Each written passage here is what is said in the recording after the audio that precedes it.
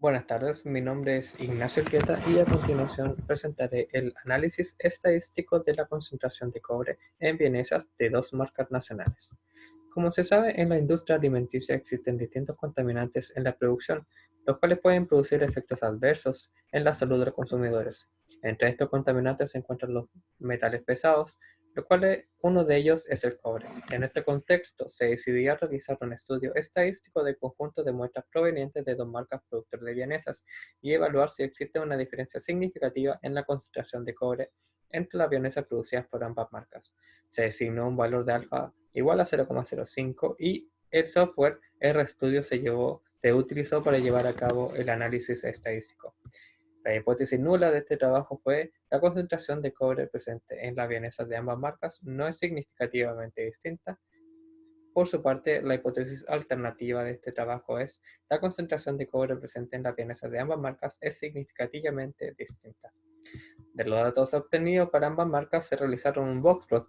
Aquí se puede observar el boxplot de la marca A, donde se observaron dos datos aberrantes. En la marca B se observó ningún dato aberrante.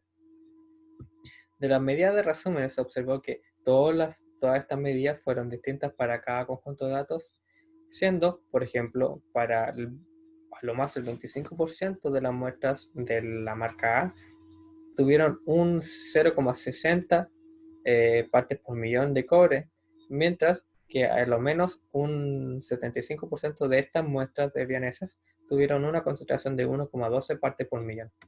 Así, también se puede observar que la media de estos dos conjuntos de datos fueron distintos, siendo aparentemente mayor la de la marca A. Además también de estos conjuntos de datos, se hicieron unos histogramas donde se puede observar la frecuencia de datos versus la concentración de cobre. En ambos casos se observó una concentración de datos mayor en la parte izquierda que corresponde a concentraciones menores a 1,5 de cobre en las vienesas. Esto se refleja mejor en un gráfico de densidad donde se observó el mismo fenómeno. A partir de esto se hizo una prueba de kurtosis y se determinó que la curva de las marcas A y B son mesocúrticas. Sin embargo, aquellos gráficos no permiten determinar si la distribución de los datos es normal, por lo que se realizó un test de Kolmogorov-Smirnov para verificar esta distribución.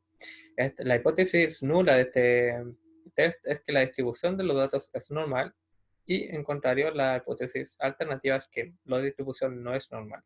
El p-value en ambos casos, como se puede observar, fue mayor que el alfa, por lo que se puede asumir que la distribución en ambos conjuntos de datos es normal. Luego se hizo un test de varianzas para verificar la homogeneidad de varianza entre los conjuntos de datos. La hipótesis nula de este test es que las varianzas son homogéneas y la hipótesis alternativa es que no son homogéneas.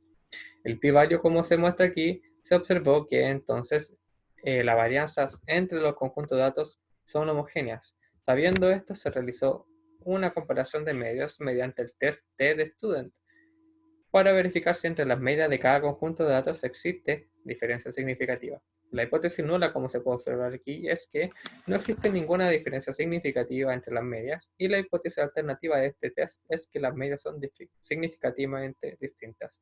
El p-value obtenido fue mayor que el alfa, por lo que se asumió que las medias de estos dos conjuntos de datos no tenían diferencia significativa. En las conclusiones, se observa entonces que los conjuntos de datos de ambas marcas muestran una curva mesocúrtica y un sesgo positivo, el cual puede ser producido, por ejemplo,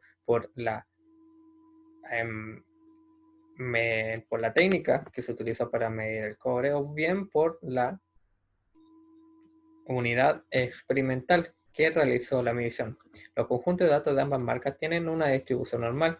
Los conjuntos de ambas marcas poseen una varianza homogénea y entre las medias de ambos conjuntos de datos no existe una diferencia significativa, lo que se traduciría a que la concentración de cobre presente en las vienesas de la marca A y la marca B no tienen ninguna diferencia significativa. La concentración de cobre, además, presente en las vienesas producidas por ambas marcas no sobrepasa la concentración recomendada en el artículo 525 del Reglamento Sanitario de Alimentos de la legislación chilena. Muchas gracias, que tenga una muy buena semana. Hasta luego.